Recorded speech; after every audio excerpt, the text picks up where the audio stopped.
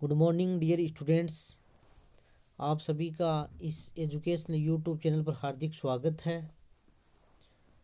प्यारे विद्यार्थियों, पिछले वीडियो में हमने कुषाण शासक कनिष्क की उपलब्धियों की चर्चा की थी और आज हम मौर्योत्तरकालीन समाज की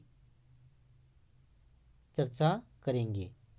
मौर्योत्तर काल वह काल है जो मौर्यों के बाद का जो काल है, जिस काल में शुंग, कण्व, सातवाहन और कुषाण साम्राज्य हुए हैं, वो काल मौर्योत्तर काल माना जाता है। तो इस काल में भी जो समाज है वो पूर्व के समाज की भांति उसमें भी निरंतरता बनी रही और समाज में 4 वर्ण थे: ब्राह्मण, क्षत्रिय, वैश्य और शूद्र। समाज में ब्राह्मणों की श्रेष्ठता स्थापित हुई।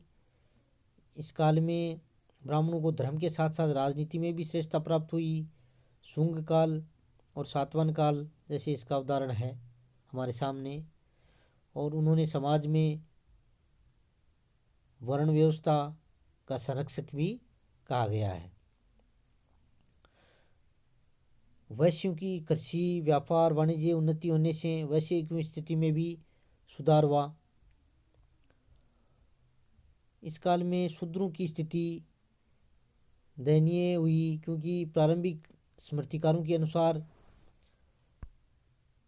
ब्राह्मणों को शूद्र द्वारा दिया गया स्पर्श किया गया अन्न किसी भी स्थिति में ग्रहण नहीं करना चाहिए।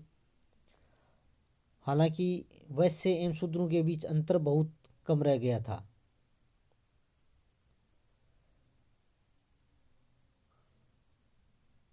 इस काल में स्त्रियों की स्थिति में भी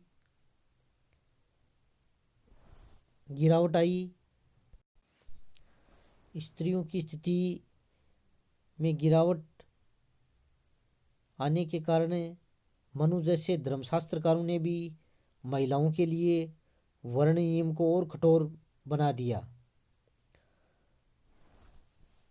मनु ने महिलाओं को ताम्र पुरुषों के अधीन घोषित किया। तब बालिका को प्रोत्साहित किया गया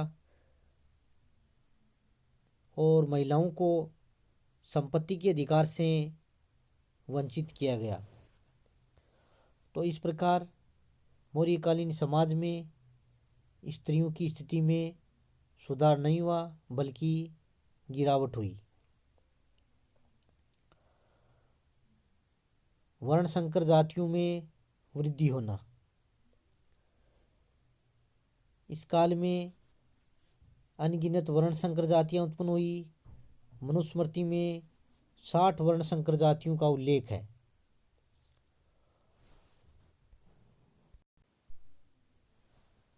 इस काल में अंतर्वर्णीय विवाहों की संख्या में भी वृद्धि हुई, जिससे यानी अंतर्वर्णीय विवाहों की संख्या में वृद्धि होने से वर्ण संकरों की संख्या में काफ़ी वृद्धि हुई, जिससे समाज में जटिलता भी पैदा हुई।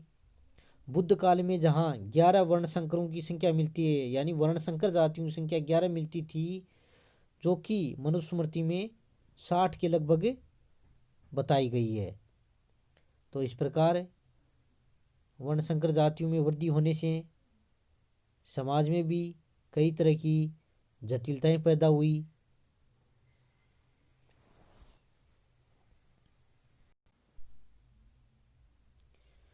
विदेशियों का आगमन तथा भारतीय समाज में इनका सम्मिश्रण।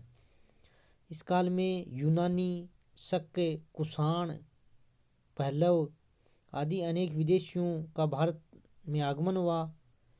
इन्होंने भारत के अनेक क्षेत्रों में राज्य स्थापित कर लिया।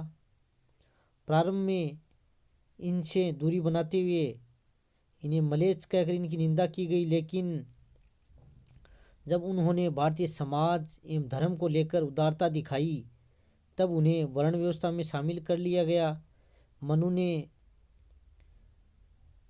इन्हें यज्ञ के माध्यम से विदेशियों को पतित क्षत्रिय घोषित करते हुए भारतीय समाज में इन्हें शामिल किया और इन्हें व्रात्य क्षत्रिय कहकर वर्ण व्यवस्था में स्थान दिया गया। और कौटिल्य ने चांडाल के अतिरिक्त अन्य सभी वर्ण संकर जो जातियां ही उनको सबको शूद्र माना है। इस प्रकार ये भी एक मौर्योत्तर काल में नयापन था कि विदेशियों का आगमन और भारतीय समाज में इनका सम्मिश्रण हुआ।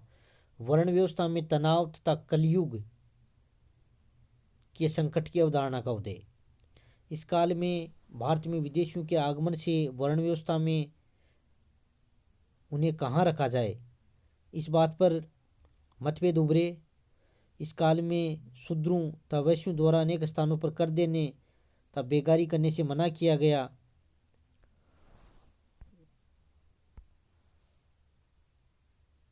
तथा वर्ण व्यवस्था के जो सैद्धांतिक नियम बने थे जिससे उनकी अवहेलना हुई, उससे सामाजिक तनाव भी उत्पन्न हुए और वर्ण व्यवस्था के परंपरागत नियमों को टूटता हुआ देखकर इस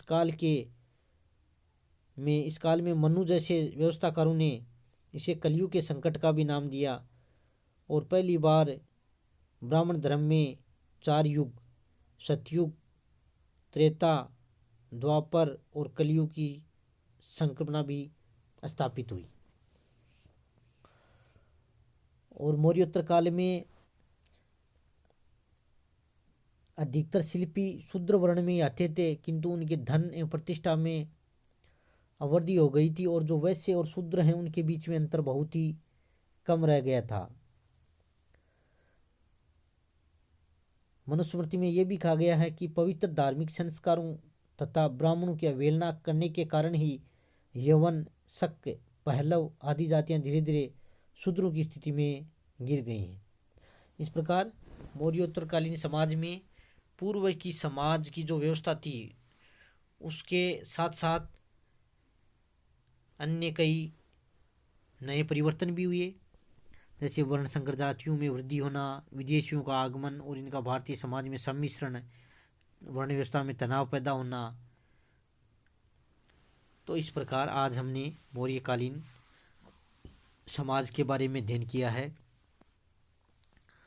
और आप जो होम असाइनमेंट के लिए जो आपको क्वेश्चन दिए जा रहे हैं उनको भी आप हल किया करो और वीडियो को सुनने के साथ साथ इनके आप नोट्स भी बनाया करो। इसी के साथ साथ बहुत बहुत धन्यवाद।